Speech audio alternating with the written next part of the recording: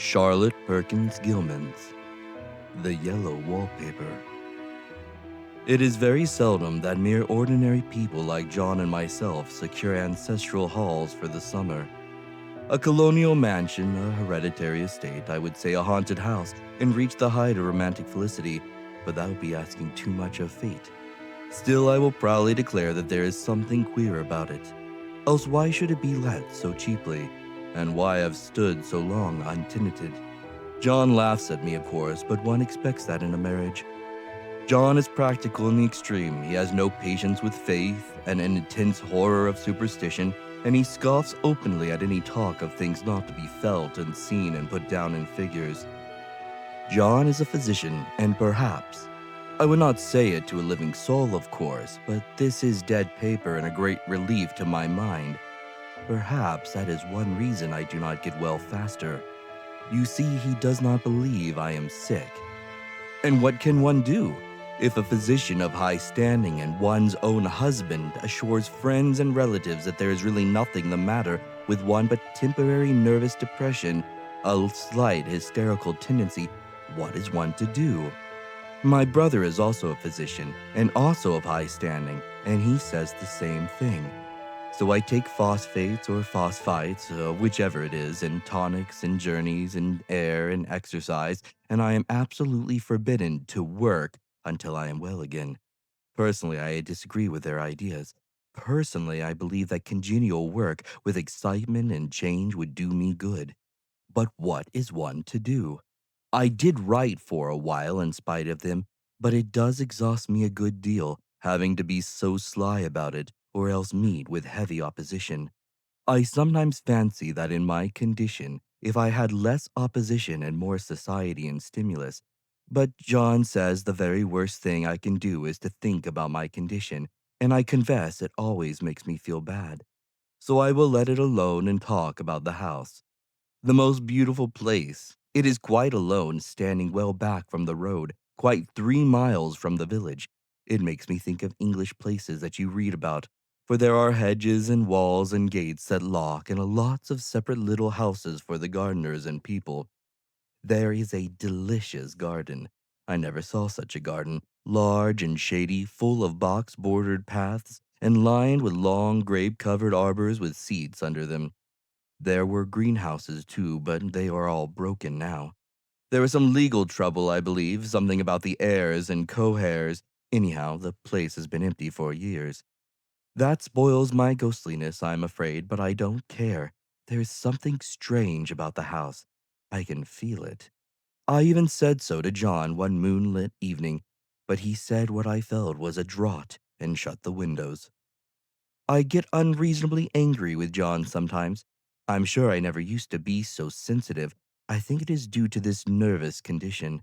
But John says if I feel so, I shall neglect proper self control. So I take pains to control myself, before him at least, and that makes me feel very tired. I don't like our room a bit.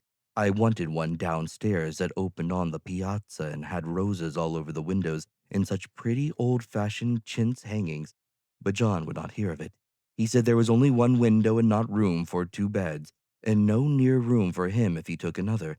He is very careful and loving, and hardly lets me stir without special direction. I have scheduled prescriptions for each hour in the day. He takes all care from me, and so I feel basely ungrateful not to value it more. He said we came here solely on my account, that I was to have perfect rest and all the air I could get. Your exercise depends on your strength, my dear, said he, and your food somewhat on your appetite, but air you can absorb all the time. So we took the nursery at the top of the house. It is a big, airy room, the whole floor nearly, with windows that look all ways, and air and sunshine galore. It was nursery first, and then playground, and then gymnasium, I should judge, for the windows are barred for little children, and there are rings and things in the walls. The paint and paper look as if a boys' school had used it. It is stripped off, the paper, in great patches all around the head of my bed, about as far as I can reach, and in a great place on the other side of the room, low down. I never saw worse paper in my life. One of those sprawling flamboyant patterns committing every artistic sin. It is dull enough to confuse the eye and following, pronounced enough to constantly irritate and provoke study, and when you follow the lame, uncertain curves for a little distance, they suddenly commit suicide, plunge off at outrageous angles, destroy themselves in unheard of contradictions. The color is repellent, almost revolting, a smoldering, unclean yellow, strangely faded by the slow turning sunlight. It is a dull yet lurid orange in some places, a sickly sulfur tint in others. No wonder the children hated it. I should hate it myself if I had to live in this room long. There comes John, and I must put this away. He hates to have me write a word. We've been here 2 weeks, and I haven't felt like writing before since that first day. I'm sitting by the window now, up in this atrocious nursery, and there's nothing to hinder my writing as much as I please, save lack of strength. John is away all day and even some nights when his cases are serious. I am glad my case is not serious, but these nervous troubles are dreadfully depressing. John does not know how much I really suffer. He knows there is no reason to suffer, and that satisfies him. Of course, it is only nervousness. It does weigh on me so not to do my duty in any way. I meant to be such a help to John, such a real rest and comfort, and here I am comparative burden already. Nobody would believe what an effort it is to do what little I am able to dress and entertain and order things. It is fortunate Mary is so good with the baby, such a dear baby, and yet I cannot be with him. It makes me so nervous. I suppose John never was nervous in his life. He laughs at me so about this wallpaper. At first he meant to repaper the room, but afterwards he said that I was letting it get the better of me, and that nothing was worse for a nervous patient than to give way to such fancies. He said that after the wallpaper was changed, it would be the heavy bedstead, and then the barred windows, and then the gate at the head of the stairs, and so on. You know the place is doing you good, he said. And really, dear, I don't care to renovate the house just for a 3 months rental. Then do let us go downstairs, I said. There are such pretty rooms there. Then he took me in his arms and called me a blessed little goose and said he would go down cellar if I wished and have it whitewashed into the bargain. But he is right enough about the beds and windows and things.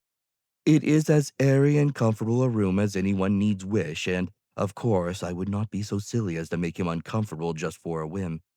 I'm really getting quite fond of the big room, all but that horrid paper. Out of one window I can see the garden, those mysterious, deep-shaded arbors, the riotous old-fashioned flowers and bushes and gnarly trees. Out of another I get a lovely view of the bay and a little private wharf belonging to the estate. There's a beautiful shaded lane that runs down there from the house. I always fancy I see people walking in these numerous paths and arbors, but John has cautioned me not to give way to fancy in the least. He says that with my imaginative power and habit of story making, a nervous weakness like mine is sure to lead to all manner of excited fancies, and that I ought to use my will and good sense to check the tendency. So I try. I think sometimes that if I were only well enough to write a little, it would relieve the press of ideas and rest me. But I find I get pretty tired when I try. It is so discouraging not to have any advice and companionship about my work. When I get really well, John says we will ask Cousin Henry and Julia down for a long visit. But he says he would as soon put fireworks in my pillowcase as to let me have those stimulating people about now. I wish I could get well faster. But I must not think about that. This paper looks to me as if it knew what a vicious influence it had. There's a recurrent spot where the pattern lolls like a broken neck, and two bulbous eyes stare at you upside down. I get positively angry with the impertinence of it and the everlastingness. Up and down and sideways they crawl, and those absurd, unblinking eyes are everywhere. There is one place where two breadths didn't match, and the eyes go all up and down the line, one a little higher than the other. I never saw so much expression in an inanimate thing before, and we all know how much expression they have. I used to lie awake as a child and get more entertainment and terror out of blank walls and plain furniture than most children could find in a toy store. I remember what a kindly wink the knobs of our big old bureau used to have, and there was one chair that always seemed like a strong friend. I used to feel that if any of the other things looked too fierce, I could always hop into that chair and be safe.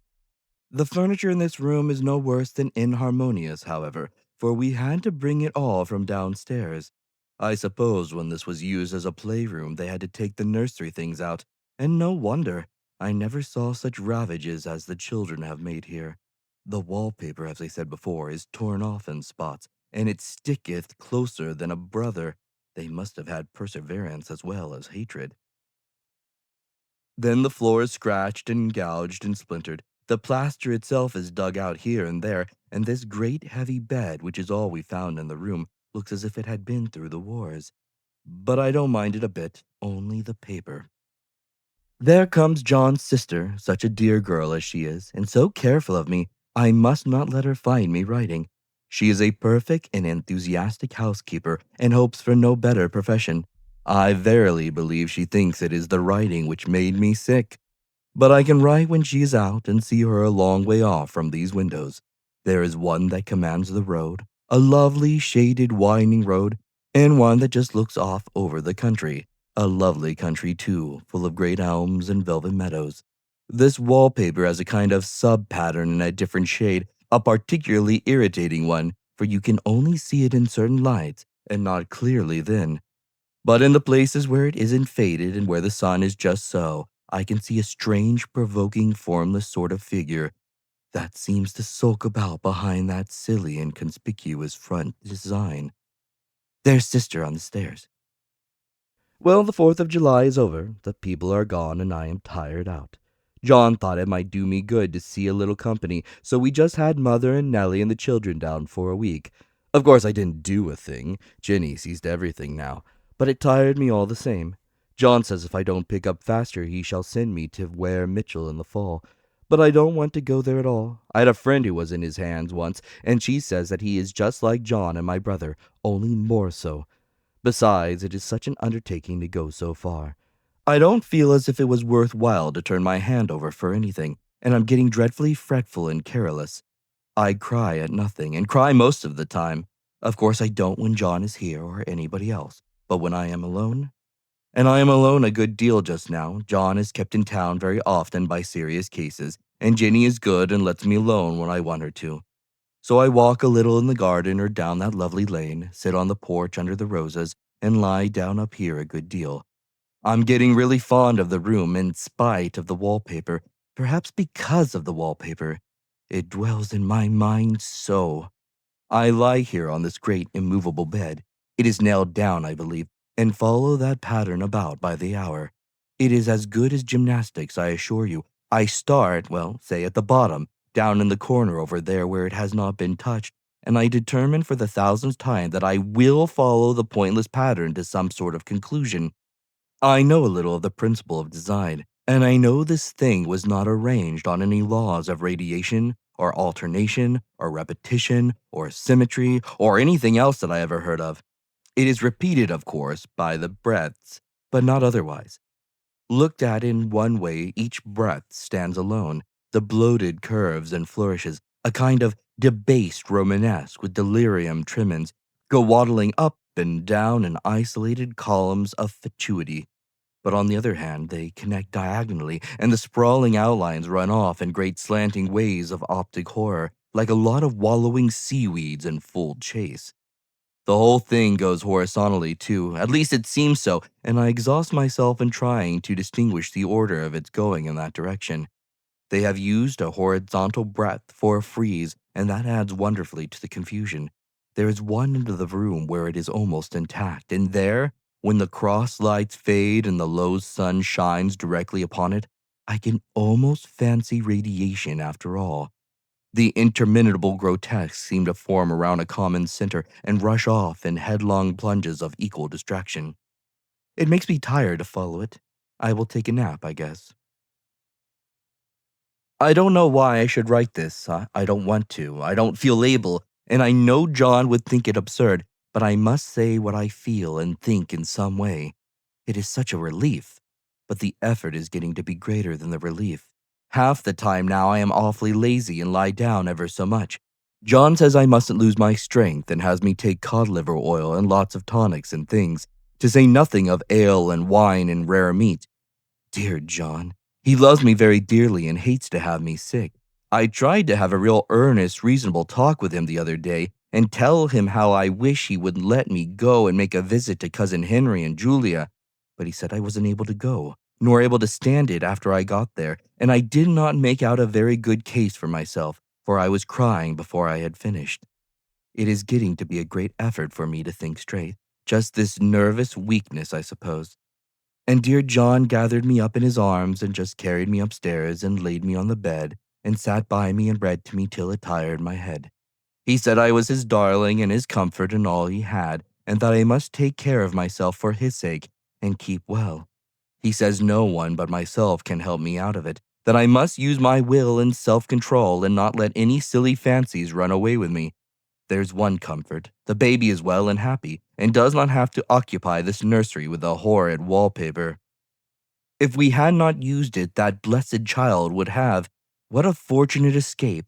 Why, I wouldn't have a child of mine, an impressionable little thing, live in such a room for worlds.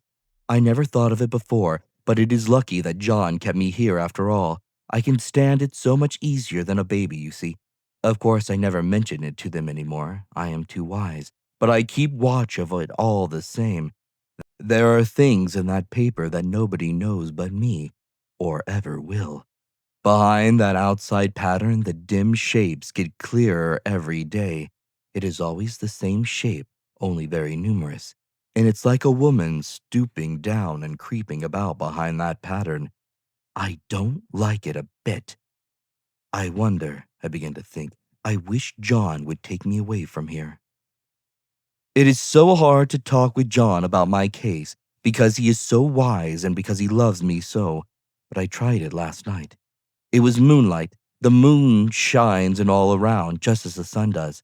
I hate to see it sometimes. It creeps so slowly and always comes in by one window or another.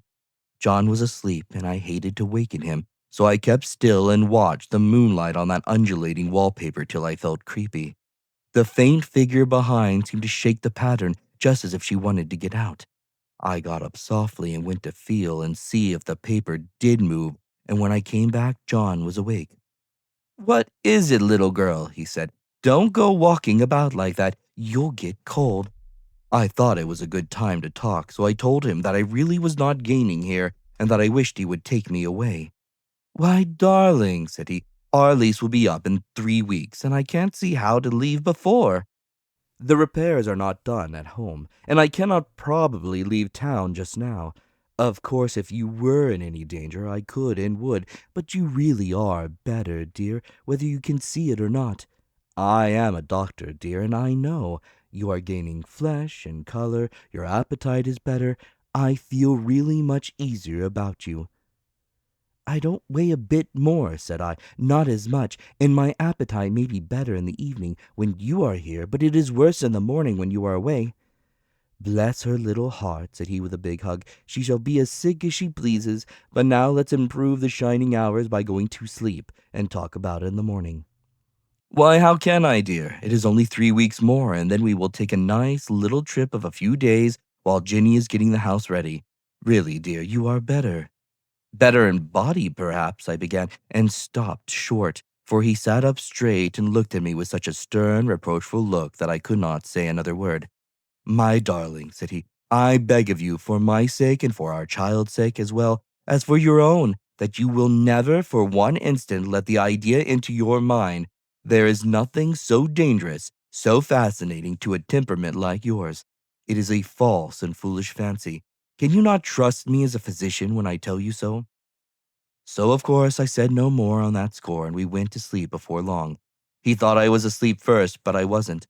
I lay there for hours trying to decide whether that front pattern and the back pattern really did move together or separately. On a pattern like this, by daylight, there's a lack of sequence, a defiance of law that is a constant irritant to a normal mind.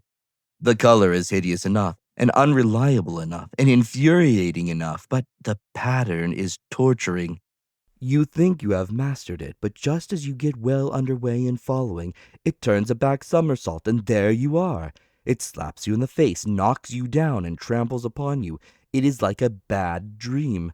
The outside pattern is a florid arabesque, reminding one of a fungus, if you can imagine a toadstool in joints, an interminable string of toadstools, budding and sprouting in endless convolutions. Why, that is something like it. That is, sometimes. There is one marked peculiarity about this paper, a thing nobody seems to notice but myself, and that is that it changes as the light changes. When the sun shoots in through the east window, I always watch for that first long, straight ray.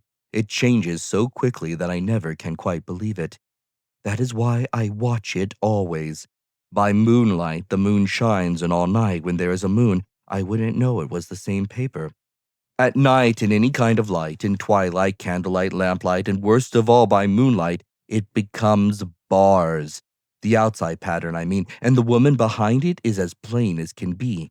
I didn't realize for a long time what the thing was that showed behind that dim sub pattern, but now I am quite sure it is a woman. By daylight, she is subdued and quiet. I fancy it is the pattern that keeps her so still. It is so puzzling. It keeps me quiet by the hour. I lie down ever so much now. John says it is good for me, and to sleep all I can. Indeed, he started the habit by making me lie down for an hour after each meal. It is a very bad habit, I am convinced, for you see, I don't sleep. And that cultivates deceit, for I don't tell them I'm awake. Oh no. The fact is, I am getting a little afraid of John. He seems very queer sometimes, and even Jenny has an inexplicable look. It strikes me occasionally, just as a scientific hypothesis, that perhaps it is the paper. I've watched John when he did not know I was looking and come into the room suddenly on the most innocent excuses, and I've caught him several times looking at the paper. And Jenny, too. I caught Jenny with her hand on it once.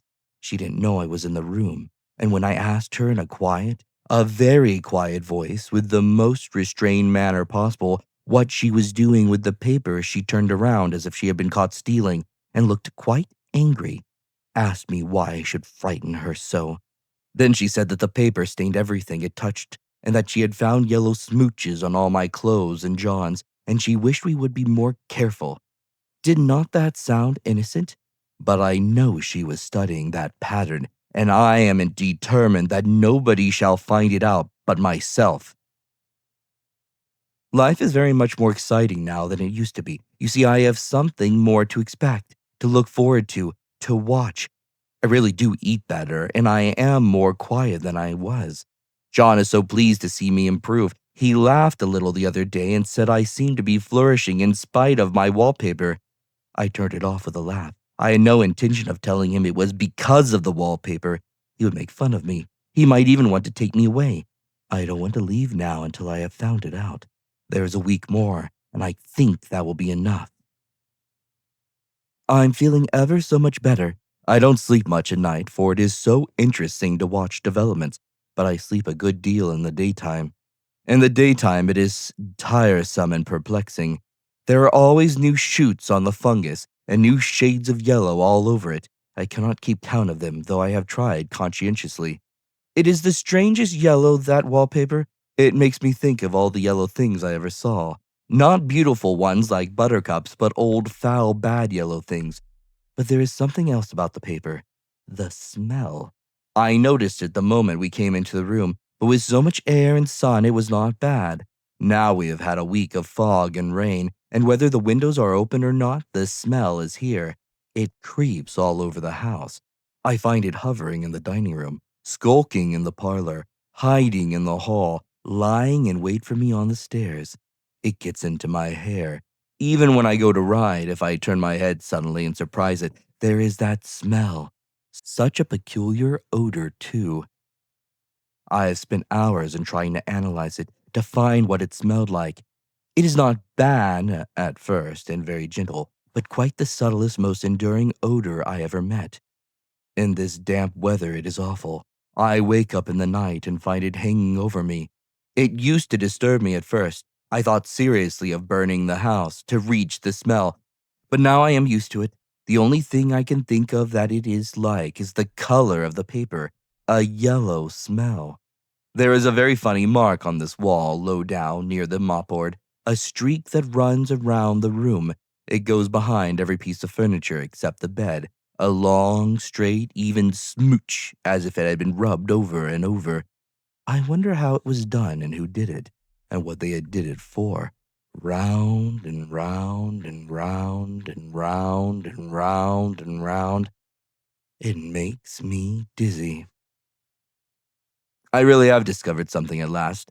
Through watching so much at night when it changes so, I have finally found out the front pattern does move. And no wonder the woman behind it shakes it. Sometimes I think there are a great many women behind, and sometimes only one, and she crawls around fast, and her crawling shakes it all over.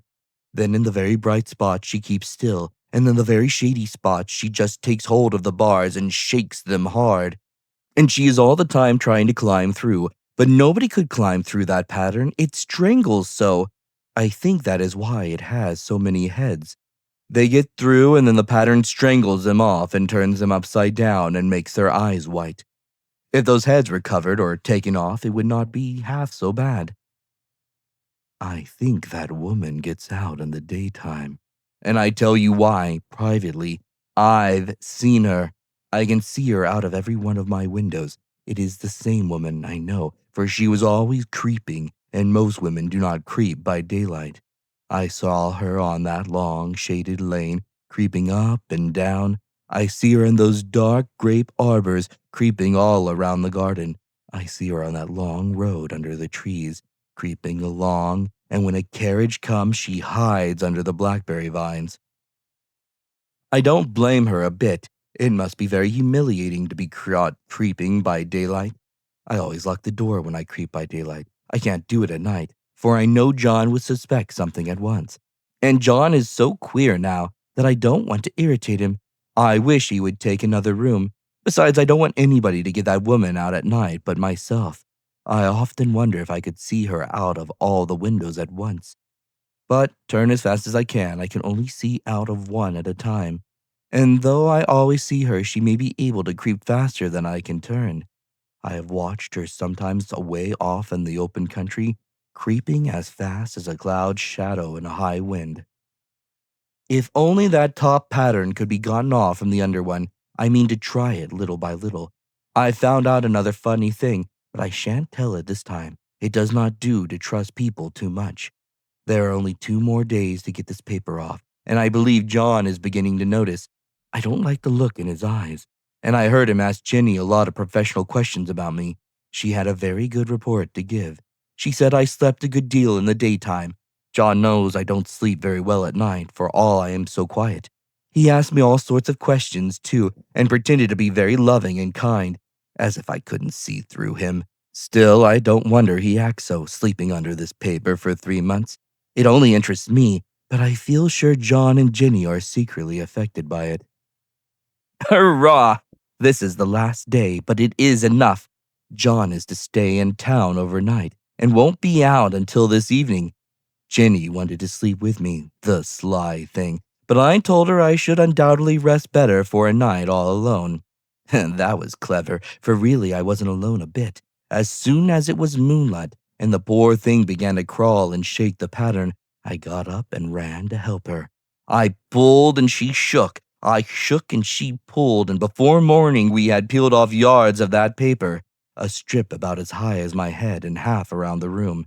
And then, when the sun came and that awful paper began to laugh at me, I declared I would finish it today. We go away tomorrow, and they are moving all my furniture down again to leave things as they were before. Jenny looked at the wall in amazement, but I told her merrily that I did it out of pure spite at the vicious thing. She laughed and said she wouldn't mind doing it herself, but I must not get tired. How she betrayed herself that time.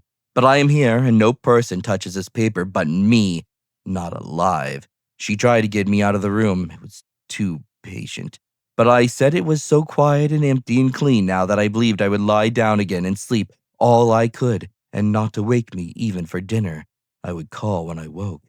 So now she is gone, and the servants are gone, and the things are gone, and there's nothing left but that great bedstead nailed down with the canvas mattress we found on it. We shall sleep downstairs tonight and take the boat home tomorrow. I quite enjoy the room now it is bare again. How those children did tear about here. This bedstead is fairly gnawed. But I must get to work. I have locked the door and thrown the key down into the front path. I don't want to go out, and I don't want to have anybody come in till John comes. I want to astonish him.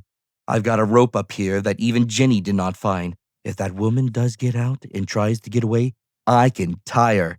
But I forgot I could not reach far without anything to stand on. This bed will not move.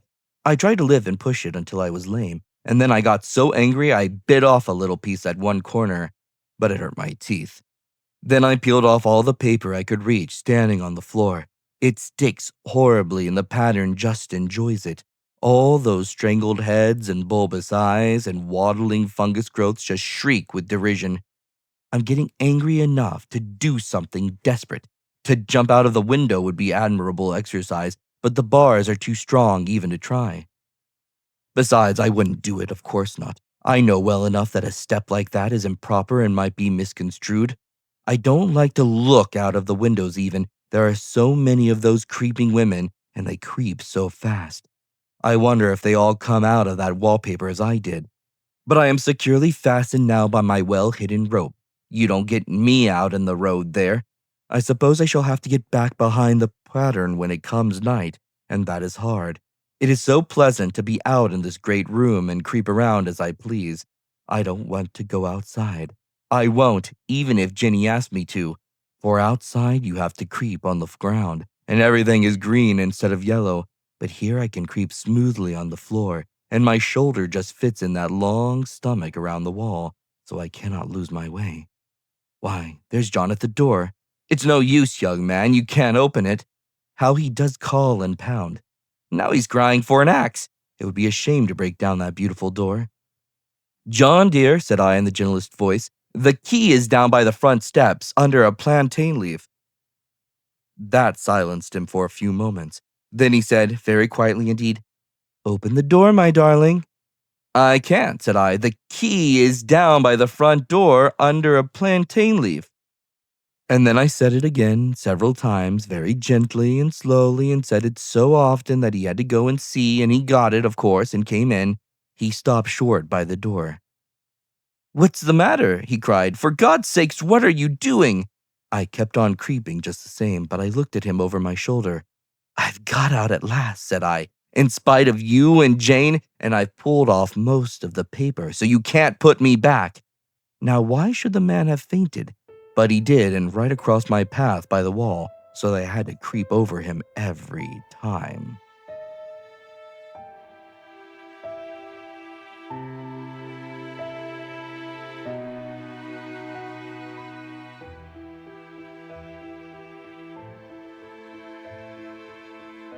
And so, the final word is spoken, though the echoes may linger where no light dares to reach.